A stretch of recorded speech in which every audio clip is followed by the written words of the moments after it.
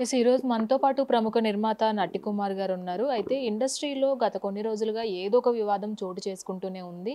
అది చిన్న ఆర్టిస్టులు కావచ్చు, పెద్ద ఆర్టిస్టులు కావచ్చు. ఏదో ఒక రకంగా ఇండస్ట్రీలో ఒక హల్చల్ అయితే చేస్తున్నారని చెప్పాలి. ఈ నేపథ్యంలోనే నిన్న రాహుల్ రామకృష్ణ ఎవరైతే ఉన్నారో చేసిన ట్వీట్లు కూడా తీవ్ర దుమారం రేపుతున్నాయి. అటు రాజకీయంగా చూసుకోవచ్చు, ఇటు సినీ పరంగా చూసుకోవచ్చు. మొత్తంగా రాహుల్ రామకృష్ణ చేసిన వ్యాఖ్యలైతే కాస్త చర్చనీయాంశంగా మారాయని చెప్పాలి. మరి ఈ ట్వీట్‌ల వెనకాల అసలు ఏంటి? అతను ఎందుకు అలా ట్వీట్ చేశాడు? అతను ఏ విధంగా రెస్పాండ్ అవుతే బావుంటది అనే దాని పట్ల కూడా నటికుమార్ గారిని అడిగి తెలుసుకుందాం. సార్ నమస్తే. వాస్తవం.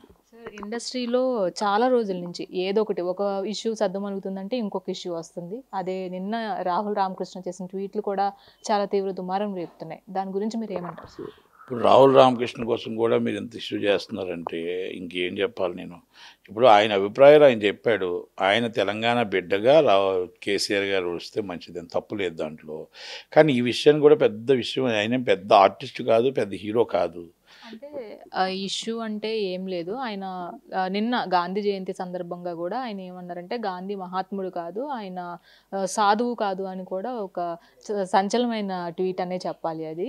స్వాతంత్రం తెచ్చిన గాంధీ గారి గురించి కూడా ఆయన ట్వీట్ చేశారంటే దాన్ని ఎలా చూడాలి? అంటే అవగాహన రాహిత్యం అని చెప్పాలా. గాంధీ మహాత్ముడు ఉన్నప్పుడు ఆయన ఉన్నాడా, పుట్టాడా? పుట్టలేదు. నీకు నరమంత పసిరి వచ్చింది. ఏదో ఆర్టిస్ట్గా అనుకోకుండా నీకు ఆ దేవుడు ఒక గాడ్ గిఫ్ట్ ఇచ్చాడు. ఇచ్చిన దాన్ని గాంధీ మహాత్ముడి కోసం కూడా మీరు మాట్లాడారు అంటే మీ తల్లిదండ్రులు మీకు చెప్పేనే ఉండాలి. మీ తల్లిదండ్రులు మీకు చెప్పలేదు అంటే మీకు అవగాహన లేకుండా ఉండాలి. మీరు పుట్టలేదు కాబట్టి. కనుక ఆయన పుట్టలేనప్పుడు ఆయనకి ఏం తెలుస్తుంది? గాంధీ మహాత్ముడు ఏం చేశాడు, మరి ఏ స్వతంత్రం తెచ్చాడు, ఇంతమంది మొత్తం దేశం అంతా హాలిడే గాంధీ జయంతి ఎందుకు చేసుకుంటున్నారు అనేది వాళ్ళ తల్లిదండ్రులకు చెప్పు ఉండాలి.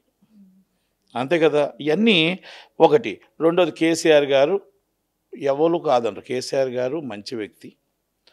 ఆయన నిజాయితీపరుడు, తెలంగాణ తెచ్చిన వ్యక్తి. దాంట్లోని ఎవ్వరు దాన్ని కొట్టిపారారు. కొన్ని శక్తులు, కొన్ని వ్యక్తుల వల్ల, కొన్ని శక్తుల వల్ల ఆయన ఓటమి చెందాడు.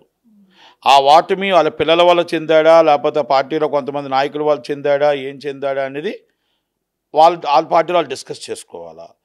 ఆయన్ని ఎవరు తప్పు చెప్పట్ల.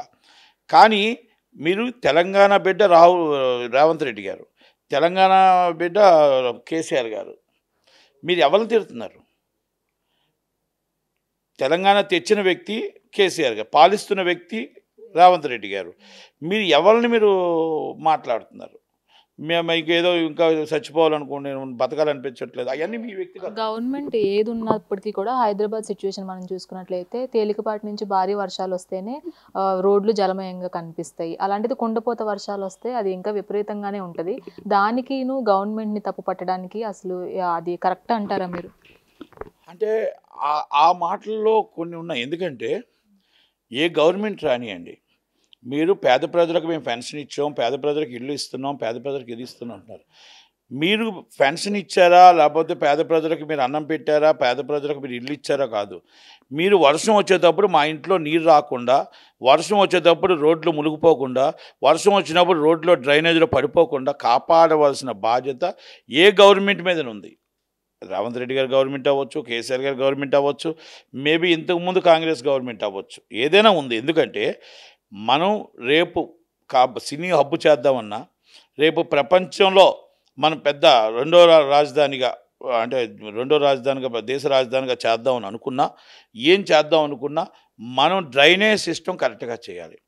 డ్రైనేజ్ మీద అక్రమ కట్టడాలు, డ్రైనేజ్ని మూసివేయడాలు, డ్రైనేజ్ని మనం క్లీనింగ్ చేయించకపోవడాలు, ఇవన్నీ కూడా మనకి బ్రాండ్ ఇమేజ్ని దెబ్బతీస్తుంది అనేది వాస్తవం. ఆయన చెప్పినా ఆయన చెప్పకపోయినా ఇది వాస్తవం. దాన్ని మనం చేయగలిగితే మీరు మాకు అన్నం పెట్టినట్టు. దాన్ని మీరు చేయగలిగి నీరు రోడ్డు మీద లేకుండా మా ప్రాణాలు పోకుండా కాపాడగలిగితే మీరు మాకు అన్నం పెట్టినట్టు. మీరు నిజంగా మా ఇంట్లోకి నీరు రాకుండా అవన్నీ చేయగలిగితే, మా ఇంట్లో నీరు రాకుండా మీరు చేయగలిగితే మాకు ఇల్లు ఇచ్చినంత. ఏ గవర్నమెంట్ అయినా ఫస్ట్ అయ్యే అడుగుతుంది. రోడ్డు మీదకు వస్తే వర్షం వచ్చేస్తుందంటే భయపడిపోతున్నారు, భయభ్రాంతులు అయిపోతున్నారు. ఇంట్లో నీరు వచ్చి చెరువు కట్టలు కొట్టేస్తున్నాయి. దాన్ని ఎలా మన డ్రైనేజ్ నుంచి మనకు ముందు వెళ్ళటానికి ఎలా వెళ్ళాలి, ఏ విధంగా వెళ్ళాలి, ఎక్కడ మొత్తం డ్రైనేజీలు ఎక్కడికక్కడ బ్లాక్ అయిపోయాయి. ఆ బ్లాక్ అయిపోయిన డ్రైనేజీలు ఎన్ని వందల కోట్లైనా, ఎన్ని వేల కోట్లైనా మీరు వాటి మీద దృష్టి పెట్టండి. మనం టాప్ ఆఫ్ ది సిటీ కావాలి, హబ్ కావాలి అంటే ఇవన్నీ చెయ్యాలి. కనుక దయచేసి ఏ గవర్నమెంట్ వచ్చినా ఇవి ఏముందిరా అన్నట్టు అన్ని గవర్నమెంట్లు ఇలాగే చేస్తున్నాయి. అవన్నీ డెవలప్ చేయండి. డెవలప్ చేస్తే బాగుంటుంది.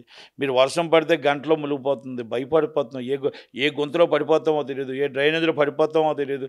మీరు ఇలాగ ఏస్తారు, అలా తవ్వుతారు ఇంకొకళ్ళు. ఇలా ఆ తవ్విన దాంట్లో పడిపోతామో తెలీదు. నిజంగా అలాంటివి మీరు అడగండి. తప్పులేదు. నేను అడగకూడదు.